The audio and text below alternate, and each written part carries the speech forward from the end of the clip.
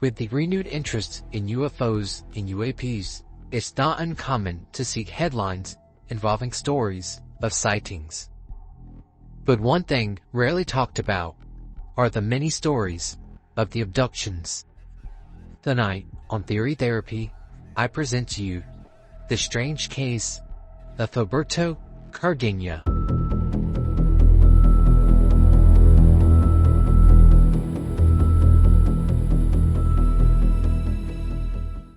On the 3rd of January, 1979, Filiberto Cardenas allegedly experienced one of the strangest yet rarely discussed abductions. The abduction was witnessed by friends and family, and it involved police, doctors, and psychologists. On that January afternoon, Mr. Cardenas had received a phone call from his friend, Fernando Marti. Mr. Cardenas was to be picked up by Mr. Marti and his wife and daughter from the gift shop he owned in Hialeah, Florida. Together, they would all drive to the meat market to purchase a pig for an upcoming roast. Mr. Marti complained of being tired, so Mr. Cardenas agreed to drive the Marti's family station wagon. As Mr. Cardenas traveled down a small dirt road, he noticed that the car was starting to have problems. Several attempts to restart the engine failed. Mr. Cardenas and Mr. Marti then exited the vehicle, looking under the hood for any obvious reason for the engine failure.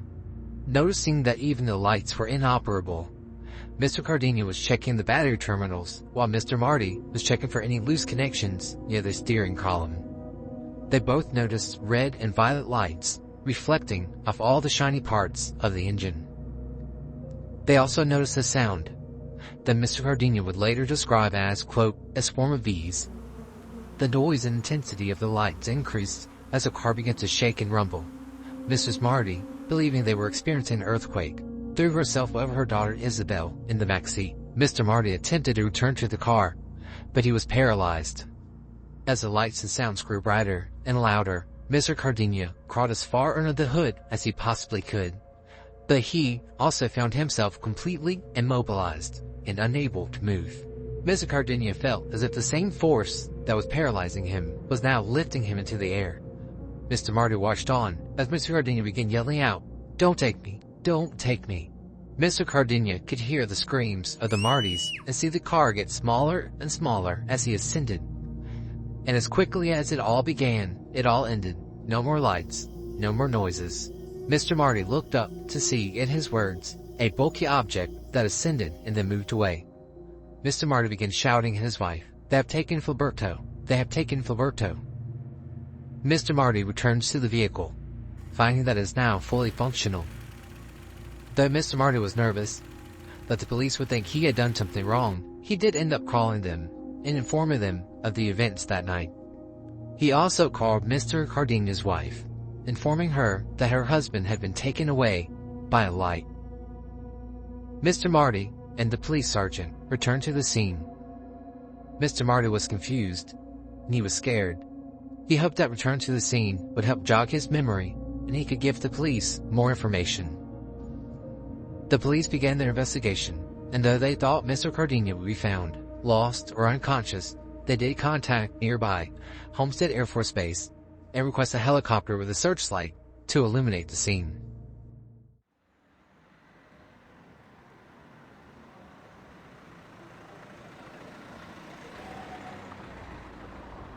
Some 10 miles away, a man awakens.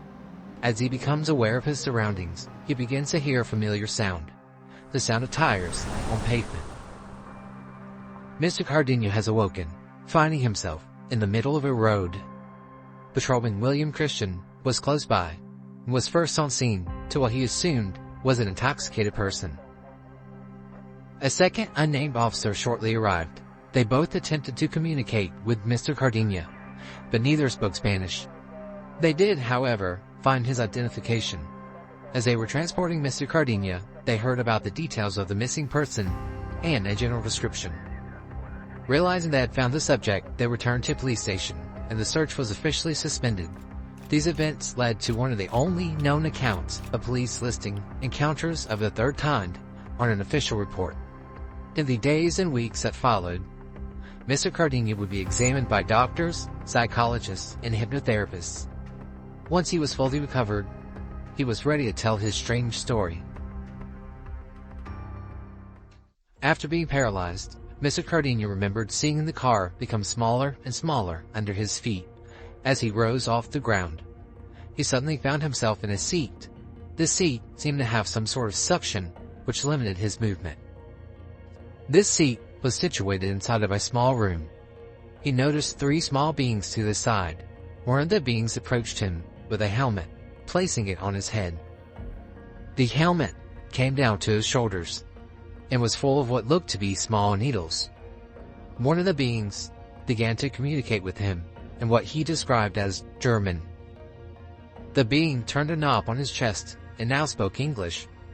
Realizing Mr. Cardenas also couldn't understand this, he turned it again and was now speaking perfect Spanish, though with an Italian or Portuguese accent. During the time these beings were communicating with him, they were simultaneously running tests, leaving over 108 physical marks on his body. He was then passed to another room, where an individual wearing what looked like a cape was sitting on what Mr. Cardenas described as a throne. Mr. Cardenas got the feeling that this cape being was in charge. This cape being began speaking and simultaneously passing telepathic messages to Mr. Cardenas. On the walls of the room, images were projected. Images of the past, present, and future of humanity. After finishing this conversation, Mr. Cardenas was moved to another small room and into another chair which impeded his movement. This room was actually aboard a smaller ship, which was discharged from what Mr. Cardenas perceived to be a mothership. From aboard this smaller ship, Mr. Cardenas could see out the window what looked to be a narrow beach approaching. The ship then plunged into the sea, moving at such great speed that everything became a blur. In front of the ship, what looked like a phosphorescent tunnel formed, with the ship entering, veering to the right, and beginning to decelerate. When the ship finally stopped, it was in a completely dry area that looked like a cavern. The place was huge and seemed to be made out of rock. He noticed 2 symbols. One had the form of a serpent and was as large as a light pole. The second symbol was similar to the first, only smaller. It was here that Mr. Cardenas disembarked the ship, with 2 beings following behind him. Taking a seat on a nearby rock, an enormous door was opened. The sensations and smells in this place were very odd, and Mr. Cardenas felt as if he couldn't breathe due to an enormous pressure on his chest. As people filed out of the large door, one walked over and greeted Mr. Cardenas with an emphatic welcome.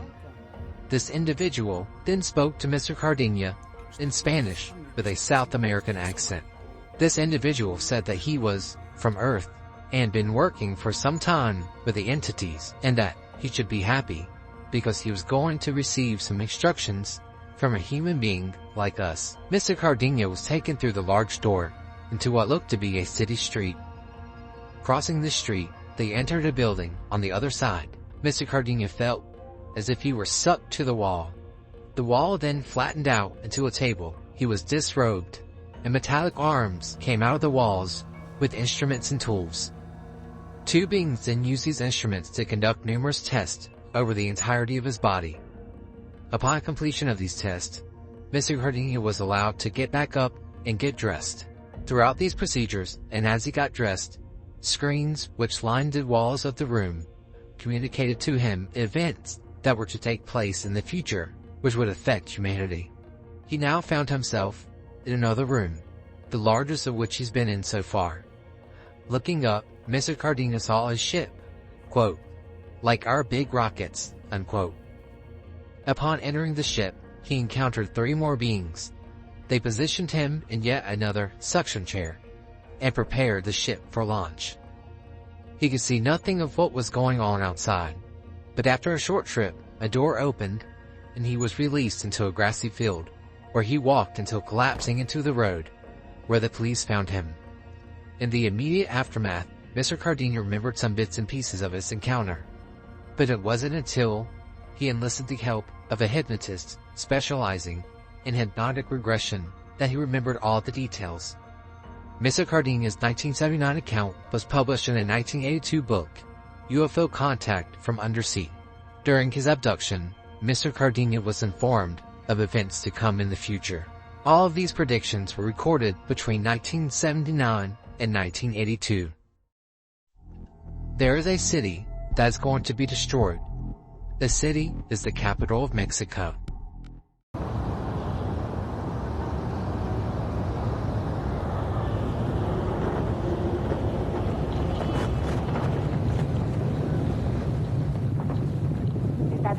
Está temblando un poquitito. No se asusten, vamos a quedarnos. Les doy la hora. 7 de la mañana, Chihuahua. 7 de la mañana, 19 minutos 42 segundos. Tiempo del centro de México. Sigue temblando un poquitito, pero pues vamos a tomarlo con una gran tranquilidad. Vamos a esperar un segundo.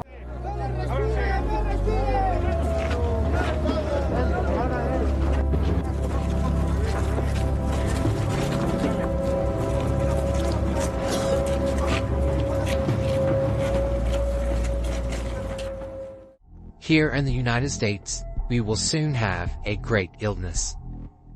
Federal health officials say as many as 1 million Americans may have been infected with the AIDS virus, and more than 12,000 are expected to develop the deadly disease next year.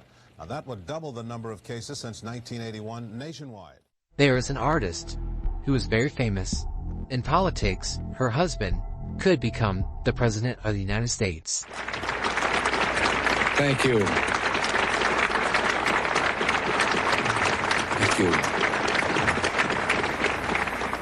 Senator Hatfield, Mr. Chief Justice, Mr. President, Vice President Bush, Vice President Mondale, Senator Baker, Speaker O'Neill, Reverend Mumaw, and my fellow citizens. To a few of us here today, China will surprise the world shortly. Soon, the world will be shaken by the news that is going to come out of there. There are going to be changes. It is good. It is not bad. Time today in the center of Beijing when a man walked to the middle of the Avenue of Eternal Peace, which as it happened was already occupied. He walked to the middle and stood there. The man was alone. The tank was not. it gives me great pleasure to welcome you, Premier Zhao, to the United States. Your visit recalls an old Chinese saying which asks, "Is it not delightful to have friends come from afar?" Well, yes, it is delightful to have you with us. Egypt, in a short time, will lose its leader. It will lose its government, and there will be great disasters throughout its territories. I should like them to write on my tomb,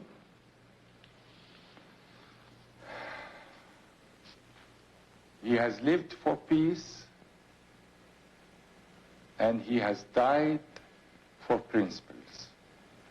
Anwar Sadat, peacemaker of Egypt, killed in a military assassination. Tonight, in a special extended edition of Nightline, we'll focus on what lies ahead for Egypt. Given these facts, what do you believe happened to Mr. Cardenas? Do you believe that he was abducted by aliens? Or perhaps, maybe something more terrestrial? I sincerely thank you for watching this episode of Theory Therapy, and I hope you join me next time. Thank you.